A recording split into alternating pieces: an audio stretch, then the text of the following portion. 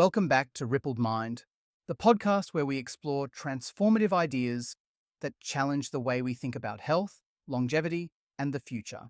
I'm your host, Mike Bradley, and joining me today is my co host, Jessica. Jessica, how are you doing today?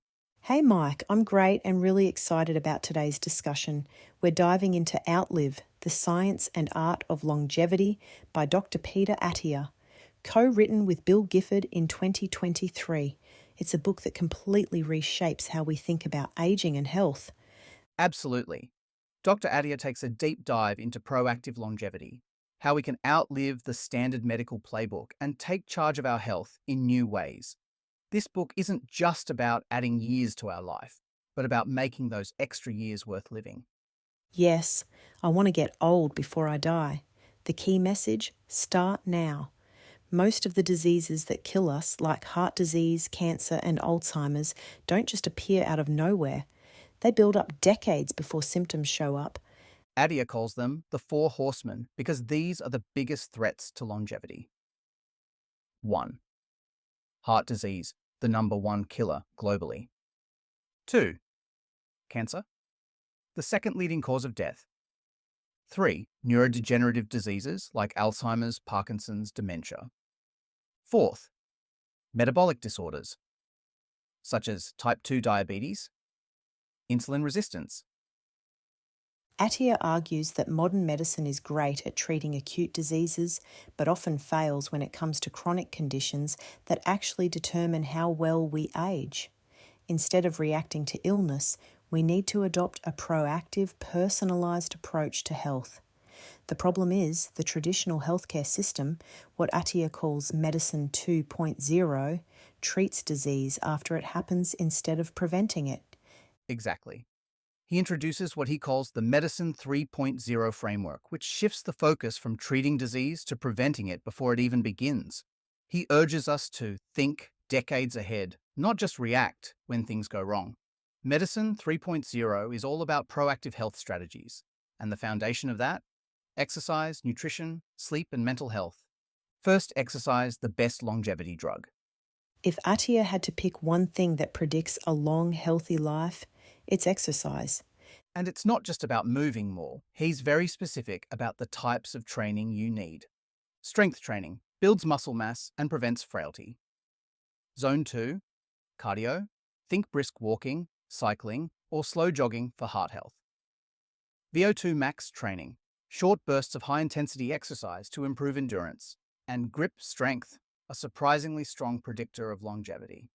Look at the blue zones, places where people live the longest, like Okinawa, Japan, or Sardinia, Italy. They don't go to the gym, but they move constantly, walking, climbing, gardening. And for those who love lifting, research shows that muscle mass is protective against disease. More muscle equals lower risk of early death. 2. Nutrition. Finding the right diet for you. Attia doesn't push one diet, but instead focuses on metabolic health, your ability to efficiently use carbs and fats for fuel. Here are the main dietary strategies he discusses. Ketogenic diet, keto. High fat, low carb. Can improve insulin sensitivity and brain function, used in Alzheimer's research because ketones fuel the brain better than glucose in some cases. Carnivore diet, all meat, no plants. Some people use it for autoimmune conditions and metabolic reset. Mediterranean diet rich in olive oil, fish, nuts, and veggies, associated with lower heart disease and cognitive decline. One of the most researched diets for longevity. Attia says the key is metabolic flexibility. Your body should be able to switch between burning carbs and fats effectively. One way to test this? Time-restricted eating or intermittent fasting. And he's a big fan of tracking glucose levels.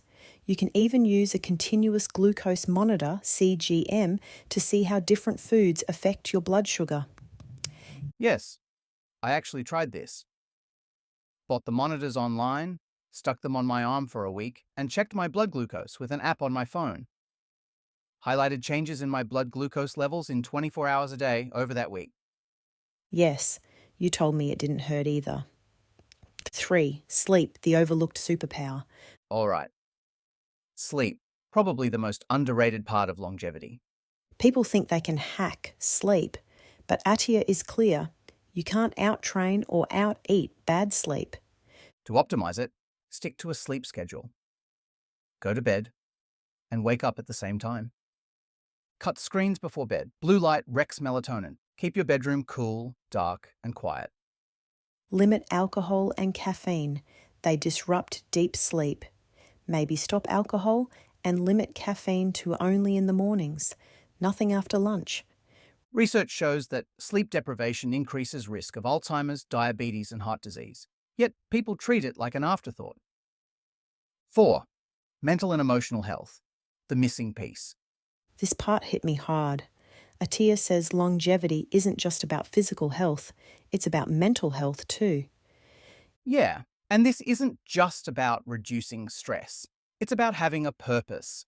Studies show that people who stay engaged, connected, and have a sense of meaning live longer. He also opens up about his own struggles with perfectionism and anxiety. His takeaways? Manage stress.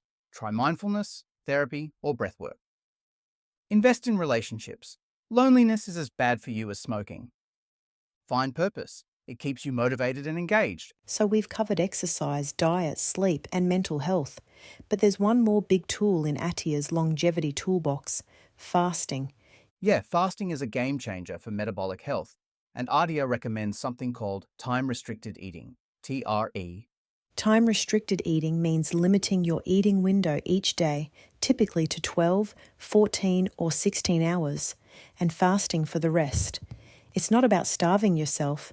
It's about giving your body a break to focus on repair and maintenance rather than digestion. And the key benefit? It helps improve insulin sensitivity and reduces inflammation, two major contributors to chronic diseases like diabetes, heart disease, and even Alzheimer's.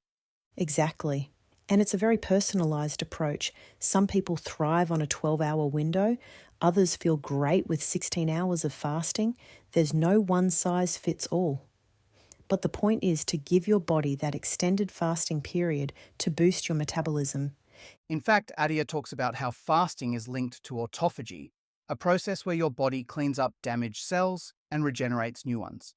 This is key for longevity because it helps prevent the kind of cellular damage that can lead to diseases like cancer. One thing I found interesting is how intermittent fasting can be adapted for different lifestyles. Some people do it as a daily practice, while others use it strategically. For example, fasting before a workout to increase fat burning. And we should also mention that fasting is not for everyone. If you have a history of eating disorders, or if you're pregnant or breastfeeding, Attia advises caution and recommends consulting with a healthcare professional. But for most people, intermittent fasting, whether it's 12, 12, 14 and 10, or 16, 8, is an accessible and effective strategy to improve health and longevity. So there you have it. Fasting isn't about going days without food. It's about using time-restricted eating as a tool to give your body time to repair, reduce inflammation, and enhance metabolic health. If you're new to fasting, start slow. Try a 12-hour window first and see how your body reacts.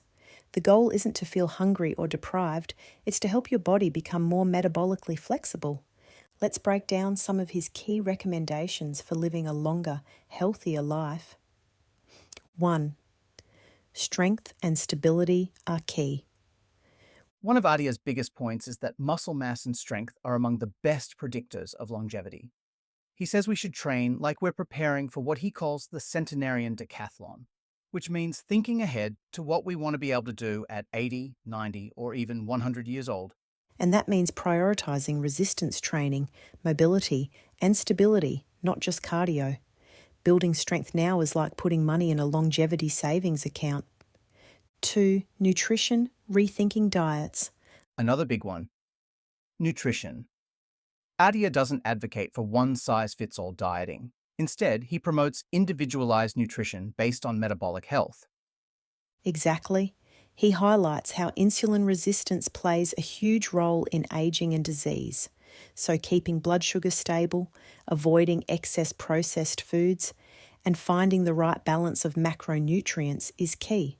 Some people do well on low carb, others on Mediterranean, There's no perfect diet, but metabolic flexibility is crucial. Consider fasting as a tool to give your body time to repair, reduce inflammation, and enhance metabolic health. 3. Sleep, the unsung hero. Sleep. We hear about it all the time, but Attia really emphasizes that deep, restorative sleep is non-negotiable for longevity. He even considers it more important than exercise if you had to choose between the two. That's because poor sleep contributes to everything from cognitive decline to heart disease. His big advice: stick to a consistent sleep schedule, limit blue light exposure before bed, and take sleep hygiene seriously. 4. Managing stress and mental resilience. This was an unexpected but really valuable part of the book. He talks a lot about emotional health and stress management. Attia openly shares his own struggles with mental health and argues that longevity isn't just about physical health, it's also about mental resilience. That means practicing mindfulness, managing anxiety, and even considering therapy. Chronic stress is a silent killer, so building a strong emotional foundation is a big part of outliving the norm. So, final thoughts. Jessica, what was your biggest takeaway from this book, Outlive? For me, it was that longevity isn't about hacks or quick fixes. It's about a long-term strategic approach. You have to think decades ahead and start making changes now, not when it's too late. I completely agree. I also loved how Attia frames exercise, nutrition, and mental well-being as non-negotiables for aging well. It's about stacking small wins over time so that by the time you're in your later years, you're still thriving. Right. And his message is empowering. We don't have to accept decline as inevitable. With the right approach, we can outlive outdated expectations of aging. That's a wrap for today's episode. If you enjoyed this discussion and want to take control of your health in a smarter way, definitely check out Outlive by Peter Attia. It's available to read in Amazon or listen on Audible. Dr. Attia has an official website, peterattiamd.com. He is also on X at PeterAttiaMD and Instagram at PeterAttiaMD. Dr. Attia also has a podcast, The Peter Attia Drive, where he regularly shares content on health, longevity, and wellness. And don't forget to subscribe to Ripple Mind for more deep dives into books and ideas that reshape how we think about the future. Thanks for listening, and we'll see you next time.